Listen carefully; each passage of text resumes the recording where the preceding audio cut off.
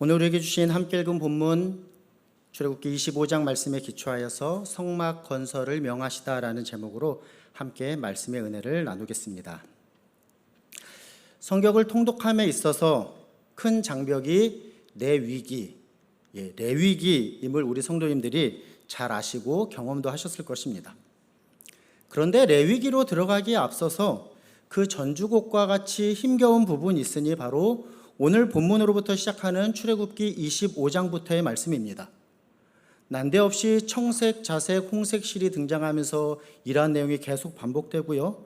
수량의 가죽이라든지 해달의 가죽과 같은 가죽들이 등장하며 또 우리에게는 익숙하지 않은 몇 규빗 그리고 개수의 총합이 이러하다라고 하는 등등 지금은 무엇인가 사용하지도 않고 또 볼 수 없는 것들에 대한 기록을 접하게 됩니다. 이러한 내용이 지금 신앙생활하고 있는 나랑 무슨 상관이 있는가라고 하는 의문이 들 수도 있는 것입니다. 읽는 것도 어렵고 듣는 것도 어려우시겠지만 사실 청색, 자색, 홍색 실이 계속 반복되는 이 본문을 가지고 설교하는 교역자들이 더 힘들 수도 있을 것입니다. 그런데 이 부분에서 우리가 놓치지 말아야 할 중요한 내용이 있습니다. 어떤 이단들의 주장과 같이 구약 성경은 이처럼 우리와 별로 그렇게 관계가 없는 것, 필요 없는 것이라고 하는 그와 같은 것이 아니라 성경은 구약과 신약 모두 함께 우리에게 주시는 하나님의 말씀이다라는 사실을 우리가 전제로 분명하게 붙잡아야 할 것입니다. 우리가 구약에서 기록하고 있는 이와 같은 말씀의 의미들을 알고 있을 때에 신약의 말씀을 통하여서 특별히 예수님께서 성취하신 그 말씀을 성취하신 은혜가 참으로 우리에게 크다라는 사실을 더욱더 분명하게 깨달을 수 있게 되는 것입니다. 그러므로 지금 우리가 하는 신앙의 모습과 조금은 거리가 멀게 느껴질지 모르지만 더욱더 우리에게 분명하게 깨닫게 될 그 은혜에 대한 소망을 가지고 함께 오늘 본문의 내용으로 들어가 보도록 하겠습니다. 본문 말씀 우리가 함께 읽어보았는데요. 출애굽기 25장 말씀에 기초하여서 설교의 제목을 성막 건설을 명하시다라고 정해보았습니다.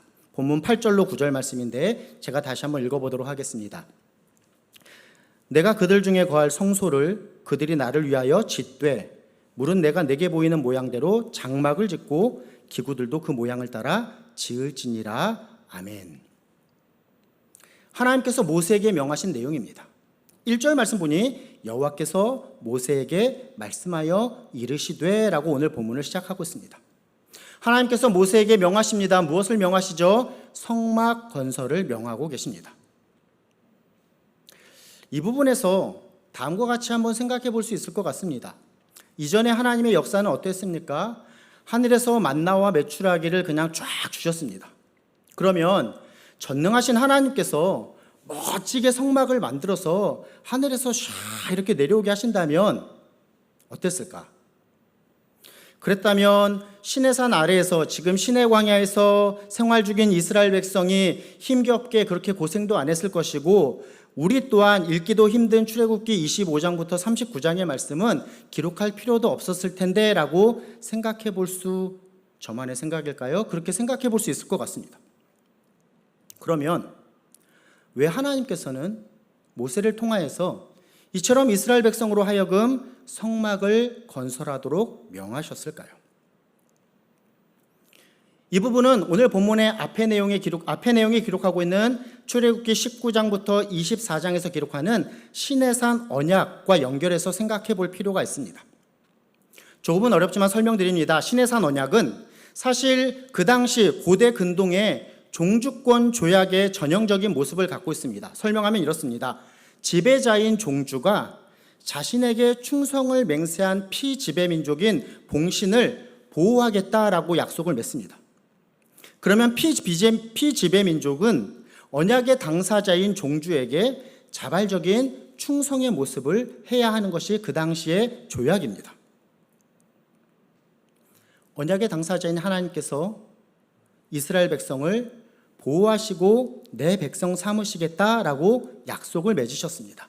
그러면 이제 이스라엘 백성은 언약의 당사자 되신 하나님께 자발적인 충성의 모습으로 나아가야 한다는 것이 시내산 언약에 깔려있는 중요한 메시지입니다. 이런 내용을 오늘 본문 2절 말씀에서는 다음과 같이 설명하고 있습니다. 제가 읽어보겠습니다. 이스라엘 자손이 명령하여 내게 예물을 가져오라 하고 기쁜 마음으로 내는 자가 내게 바치는 모든 것을 너희는 받을지니라 라고 기록합니다. 기쁜 마음으로 내는, 히브리 원어의 표현을 보면은 이드벤누 리보라고 하는 표현인데요, 자발적으로 봉사하는 것, 기꺼이 마음을 다하여서 헌신하는 것과 같은 의미를 담고 있는 표현입니다. 2절에서 기쁜 마음으로 낸다라고 하는 것의 의미는 이것입니다. 그의 마음에 따라 자발적으로 그것을 드린다라고 하는 의미입니다. 성막은 언약의 대상이 되는 이 이스라엘 백성이 언약의 당사자 되시는 하나님 앞에 자발적으로 충성함으로 지음으로 올려드려야 하는 것이 바로 성막이었습니다.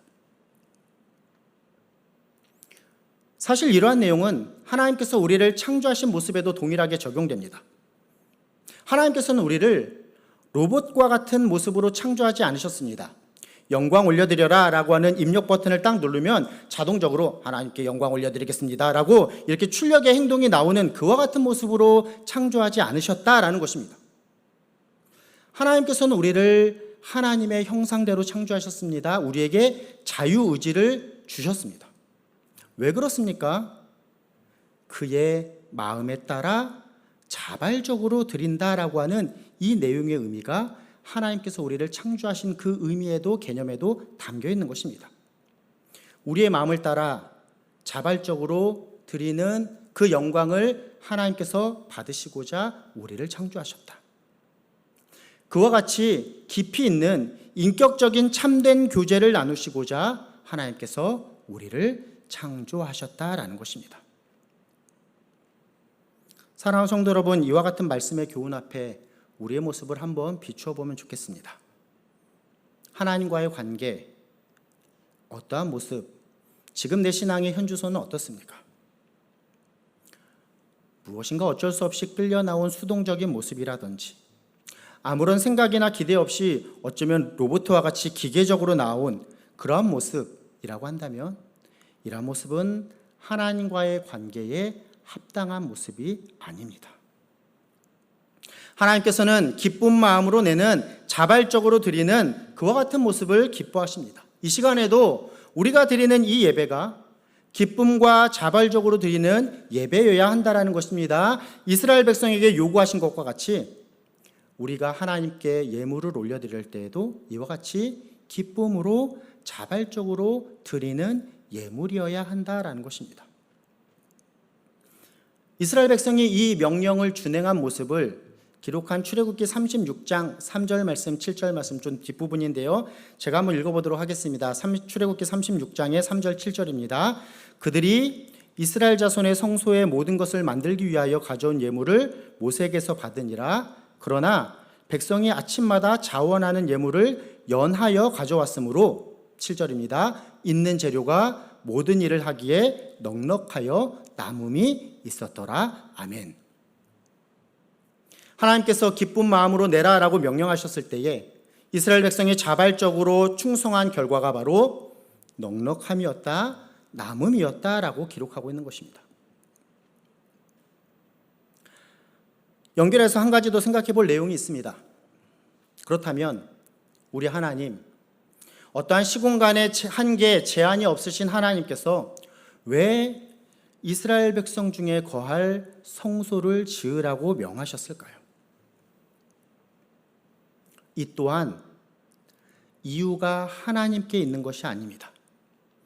이스라엘 백성 더하여서 우리를 위한 하나님의 배려와 사랑이 담겨 있는 모습입니다. 조금 더 넓게 본문을 포함하고 있는 출애굽기의 구조를 좀 생각해 보면 오늘 본문 출애굽기 25장부터 31장까지의 내용은 하나님께서 모세에게 성막을 이렇게 건축해라라고 하는 명령을 기록하고 있습니다.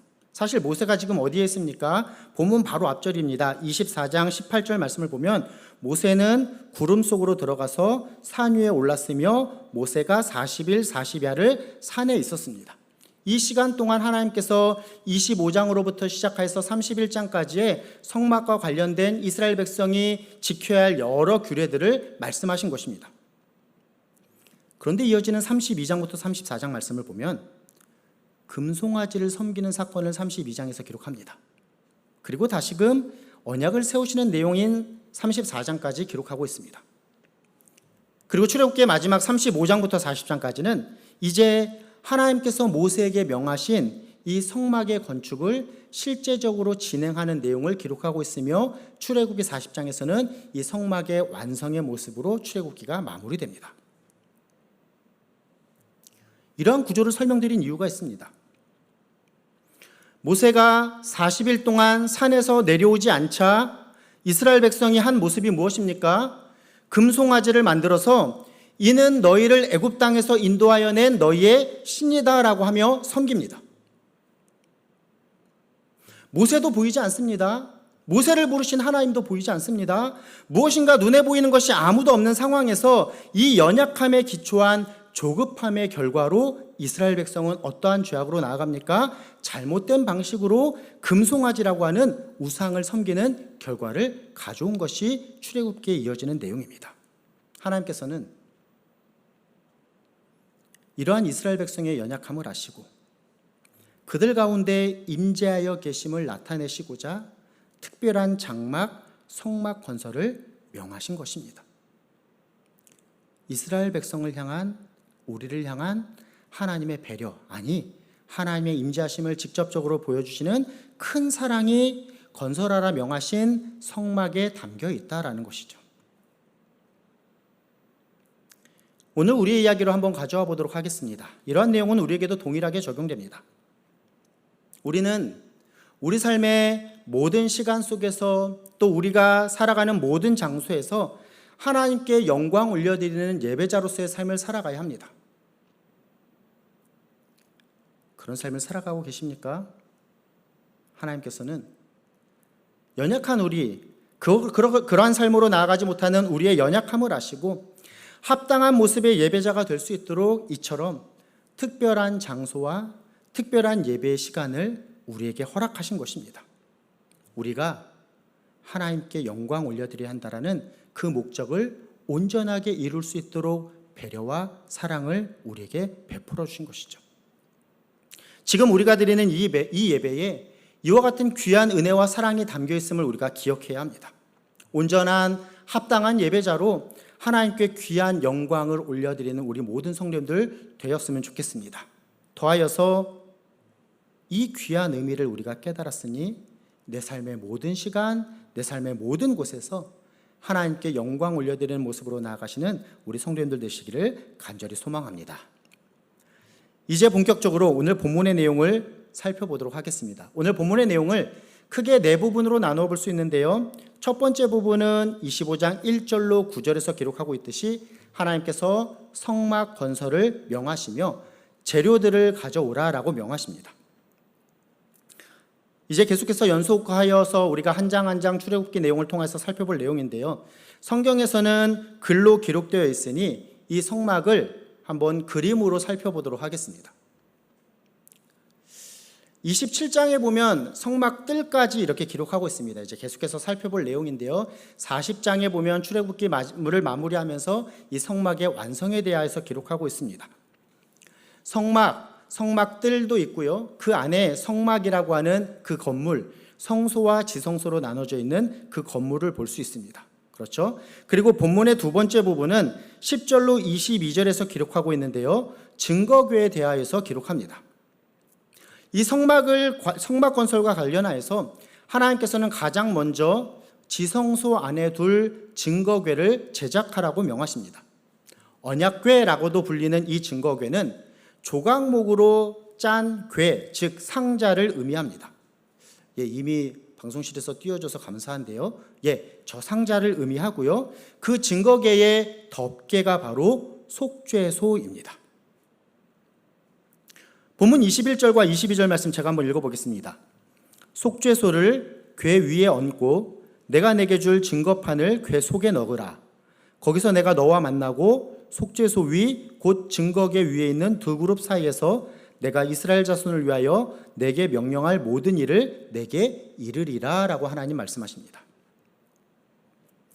하나님께서는 이 증거궤 안에 이스라엘 백성과 언약을 체결하신 그 징표가 되는 십계명을 기록할 두 돌판, 이제 31장에서 하나님께서 주시는데요, 그 돌판을 넣어둘 것을 명하십니다. 하나님의 말씀을 넣어둘 것을 명하십니다. 그리고 이 증거궤 위에 속죄소에서 하나님께서 이스라엘 백성과 만나 명령의 말씀을 하시는 그 만남의 장소가 될 것이다 라고 말씀하십니다. 정리해보면 어떻습니까? 결국 성소의 안쪽인 이 지성소에 놓일 증거궤, 그 증거궤의 덮개가 되는 속죄소는 이스라엘 백성과 함께 하시며 이스라엘 백성에게 말씀하시는 그 하나님의 강력한 임재를 보여줍니다. 하나님이 이곳에 임하셨다라는, 성소의 의미가 갖는 가장 본질적인 하나님께서 그들과 함께 하시며 말씀하신다라고 하는 참으로 중요한 내용을 증거궤가 담고 있습니다. 사무엘하 6장의 말씀을 보면 이 궤에 대한 하나의 이야기를 기록하고 있습니다.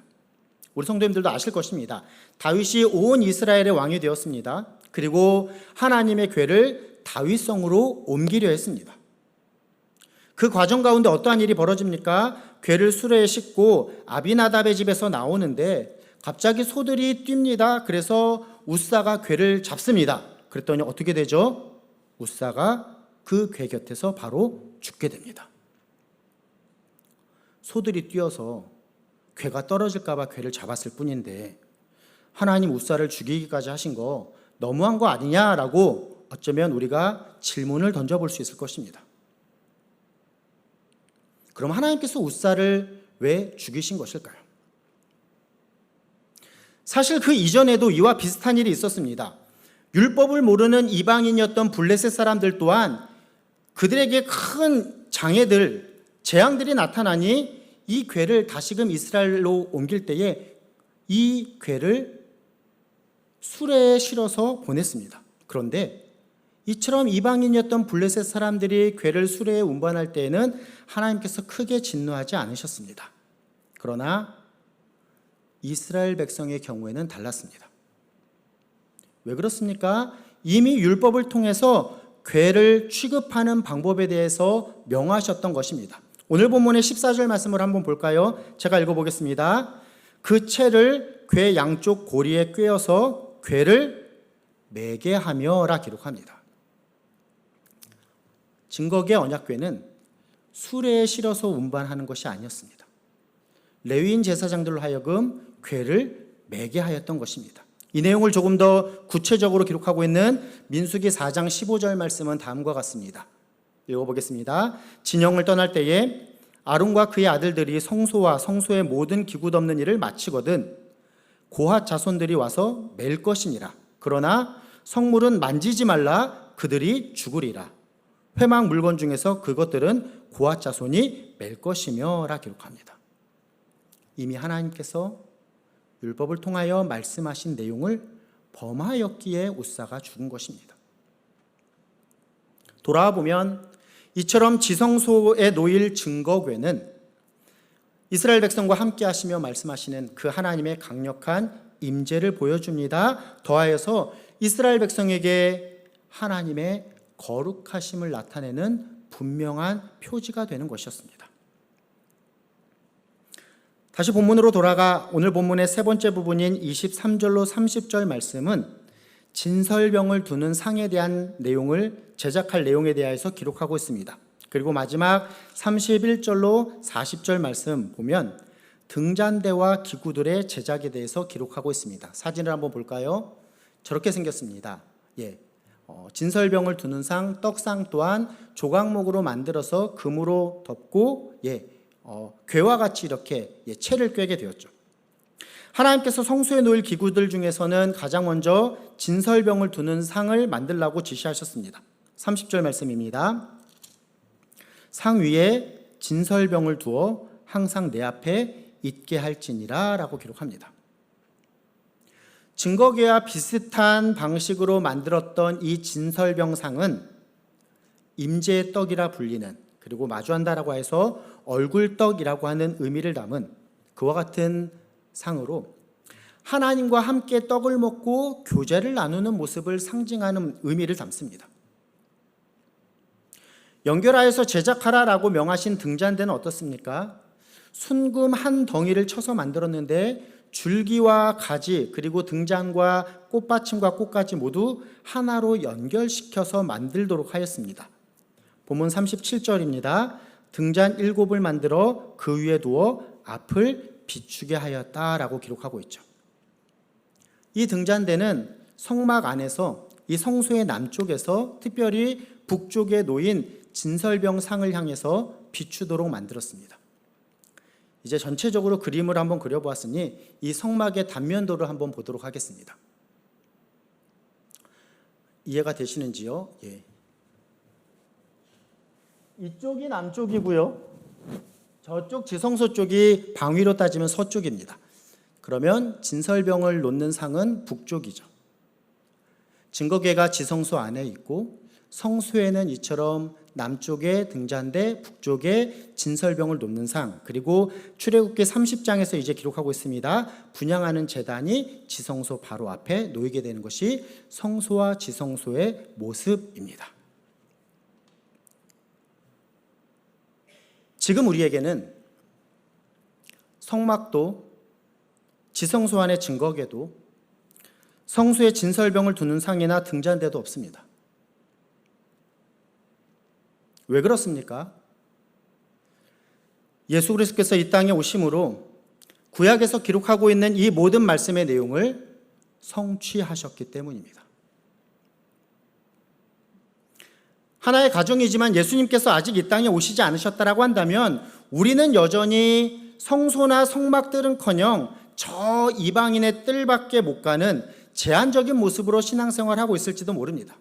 아니, 예수님께서 오셔서 이 제자들과 또 바울을 만나시고 또 성령을 이 땅에 내려주신 일들이 일어나지 않았다라고 한다면 우리는 여전히 영적 이방인으로 예수 그리스도를 알지 못하면서 살아가고 있을지도 모르겠습니다. 어찌어찌하여서 구약의 율법을 우리가 알게 되었다 하더라도 우리는 예수님께서 아직 오시지 않으셨다면 여전히 제사를 드리며 그 제물의 피를 뒤집어 쓰고 하나님 앞에 제한적으로 나아갈 수밖에 없는 존재일 것입니다. 그런데 예수님께서 이 땅에 오심으로 어떠한 역사가 일어났습니까? 먼저 요한복음 1장 9절로 그리고 12절, 요한복음 1장 9절과 12절 말씀인데요. 우리 앞에 있으니 같이 한번 읽어보도록 하겠습니다. 읽습니다. 참빛 곧 세상에 와서 각 사람에게 비추는 빛이 있었나니. 12절입니다. 영접하는 자 곧 그 이름을 믿는 자들에게는 하나님의 자녀가 되는 권세를 주셨으니. 아멘. 성소에 있었던 등잔대의 제한적인 빛이 아니라 참빛으로 이 땅에 오셔서 각 사람, 모든 사람을 비추시는 그 예수님으로 말미암아 우리가 하나님의 자녀가 되는 권세를 얻게 되었다라는 것입니다. 요한복음 6장 35절 말씀입니다. 같이 한번 읽어보겠습니다.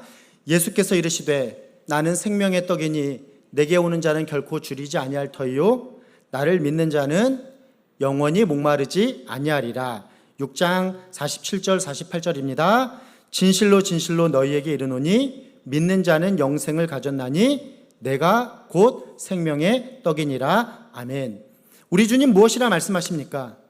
진설병 놓는 상 위에 어떠한 제한적인 교제, 제한적인 떡의 모습이 아니라 계속해서 안식일마다 교체하며 세워야 하는 떡이 아니라 생명의 떡으로 예수님께서 이 땅에 오셔서 우리에게 영생, 영원한 생명을 주셨다라는 것이죠. 더해서 요한복음 1장 14절 말씀도 읽어보도록 하겠습니다. 읽습니다. 말씀이 육신이 되어 우리 가운데 거하심에 우리가 그의 영광을 보니 아버지의 독생자의 영광이요 은혜와 진리가 충만하더라. 아멘. 언약을 맺으신 이스라엘 백성에게 주신 그 10계명의 돌판, 그 그 돌판을 증거궤 안에 두어라라고 하는 귀한 의미 또한 있지만 말씀이신 예수님께서 육신이 되어 이 땅에 오심으로 우리가 그분의 영광을 보고 경험하며 그 영광을 누리는 자가 되었다라는 것, 우리 예수님께서 성취하신 귀한 내용입니다. 한 가지 더 살펴보면 예수님께서 십자가 위에서 돌아가실 때에 많은 일들 가운데 어떠한 일이 벌어졌습니까? 성소의 휘장이 찢어졌습니다. 마가복음 15장 38절의 내용입니다. 이에 성소 휘장이 위로부터 아래까지 찢어져 둘이 되니라. 아멘.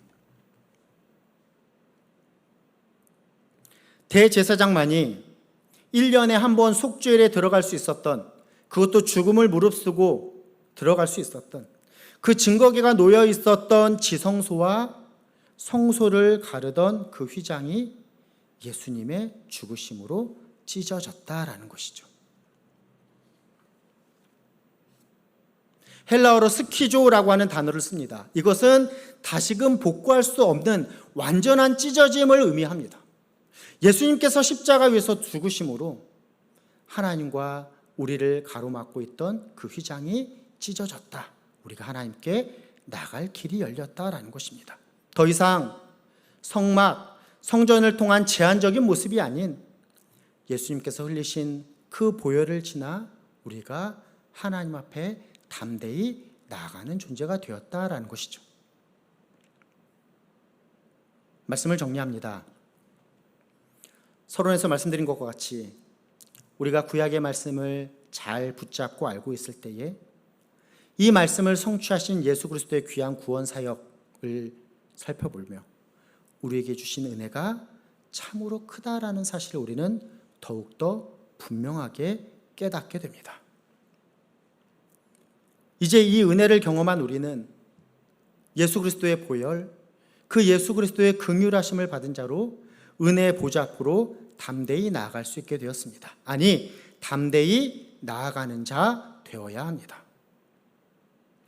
하나님의 소유된 언약 백성으로서의 합당한 멋진 삶으로 나아가시는 이 자리에 계신 저와 우리 모든 성도님들 되시기를 간절히 소망합니다.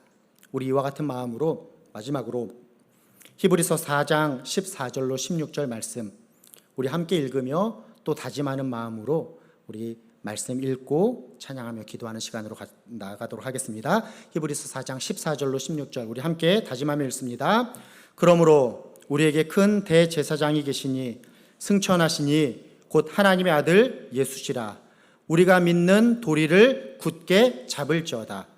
우리에게 있는 대제사장은 우리의 연약함을 동정하지 못하실 리가 아니요 모든 일에 우리와 똑같이 시험을 받으시니로되 죄는 없으시니라.